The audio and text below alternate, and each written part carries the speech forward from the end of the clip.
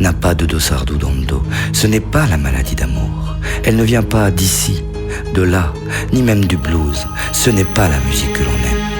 On ne sait où elle prend sa source, mais elle se jette dans une mer pleine d'opprobre couleur boue. On vous jette dedans, on vous traîne, on vous pousse à bout. C'est du propre. Il suffit de figurer dans le collimateur du mateur et illico, on implore sa mater.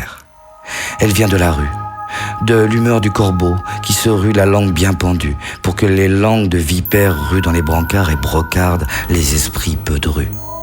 Pourtant, tout le monde sait comment elle meurt.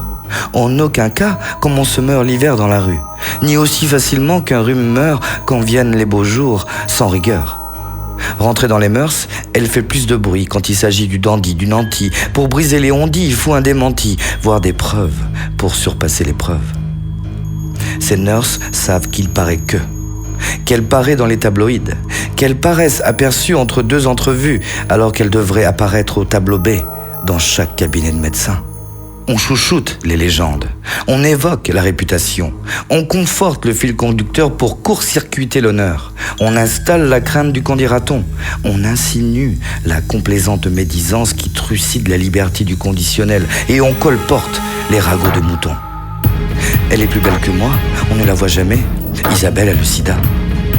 Il est meilleur que moi, je suis jaloux, Janine le trompe, c'est normal, il n'en a qu'une, il est bisexuel.